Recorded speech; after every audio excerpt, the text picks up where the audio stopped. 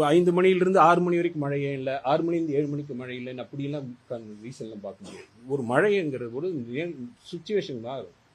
ஒவ்வொரு தொடர்ந்து ஆன் பண்ணவுடன் தொடர்ந்து கரண்ட் வர மாதிரிலாம் மழை வராது. தெற்கு வங்கக்கடலின் மத்திய பகுதியில் நிலை கொண்டிருந்த ஆழ்ந்த காற்றழுத்த தாழ்வு பகுதி இன்று மாலை காற்றழுத்த தாழ்வு மண்டலமாக வலுப்பெற்றுள்ளது.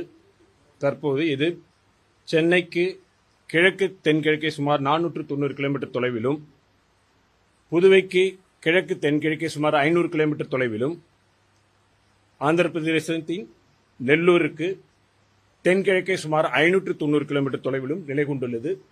இது தொடர்ந்து மேற்கு வடமேற்கு திசையில் நகர்ந்து வட தமிழகம், தெற்கு ஆந்திர கடற்கரை அருகில் புதுவைக்கும் நெல்லூருக்கும் இடையே சென்னைக்கு அருகில் 17ஆம் தேதி அதிகாலையில் காற்றழுத்த தாழ்வு மண்டலமாக கரையை கடக்கக்கூடும். கரையை கடக்கின்ற சமயத்தில் தற்போது நிலவரப்படி காற்றின் வேகம், தரைக்காற்றின் வேகம் மணிக்கு சுமார் 35 கிலோமீட்டர் முதல் 55 கிலோமீட்டர் வேகத்தில் வீசக்கூடும்.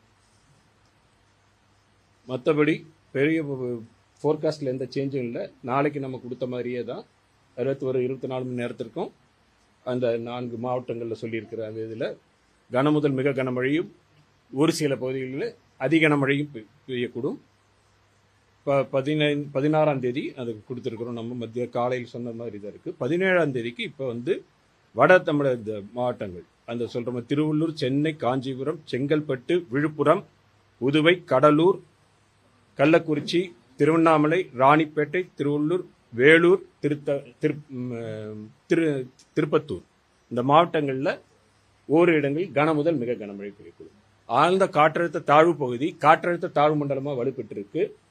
அது மேற்கு வடமேற்கு திசையில் நகரக்கூடிய இருக்கு. கிட்டத்தட்ட இப்போ தற்போது நிலவரப்படி 490 கிலோமீட்டர் கிழக்கு சென்னைக்கு கிழக்கு தென்கிழக்கே சுமார் நிலை கொண்டு இருக்கிறது. தொடர்ந்து இது நகர்ந்து நமக்கு 17ஆம் தேதி அதிகாலையில் சென்னை புதுவைக்கும் நெல்லூருக்கும் இடையே சென்னைக்கு அருகில் கரையை கடக்கக்கூடும். உடனே ஒரு 5 மணியிலிருந்து 6 மணி வரைக்கும் மழையே இல்லை, 6 மணிலேருந்து 7 மணிக்கு மழை இல்லைன்னு அப்படிலாம் ரீசன்லாம் பார்க்க முடியாது. ஒரு மழைங்கிறது ஒரு சுச்சுவேஷன் தான். ஒவ்வொரு தொடர்ந்து ஆன் பண்ணவுடன் தொடர்ந்து கரண்ட் வர மாதிரிலாம் மழை வராது.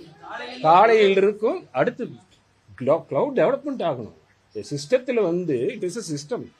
It has to interact with C and developments take place. So many things are there. அதோட 4 மணிக்கு கடல் இப்போ அடுத்து இரவு பொதுவாகவே வடகிழக்கு பருவமழையுடைய தன்மையை பார்த்தீங்கன்னா இரவுலையும் அதிகாலையிலும் அதிகமாக இருக்கும்.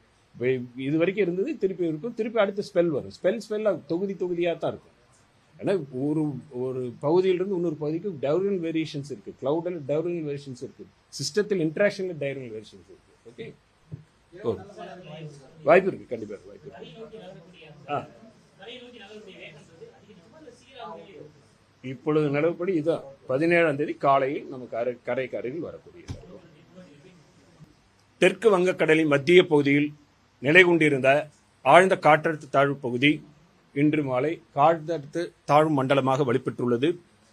தற்பொழுது இது சென்னைக்கு கிழக்கு தென்கிழக்கே சுமார் 490 கிலோமீட்டர் தொலைவிலும், புதுவைக்கு கிழக்கு தென்கிழக்கே சுமார் 500 கிலோமீட்டர் தொலைவிலும், ஆந்திர பிரதேசத்தின் நெல்லூருக்கு தென்கிழக்கே சுமார் 590 கிலோமீட்டர் தொலைவில் நிலை கொண்டுள்ளது. இது தொடர்ந்து மேற்கு வடமேற்கு திசையில் நகர்ந்து வட தமிழகம், புதுவை, தெற்கு ஆந்திர கடற்கரை அருகில் நகர்ந்து புதுவைக்கும் நெல்லூருக்கும் இடையே 17ஆம் தேதி அதிகாலையில் சென்னைக்கு அருகில் கரையை கடக்கக்கூடும். கரையை கடக்கின்ற பொழுது தற்போது நிலவரப்படி தரைக்காற்றானது மணிக்கு 35 கிலோமீட்டர் வேகத்திலிருந்து 55 கிலோமீட்டர் வேகத்தில் வீசக்கூடும்.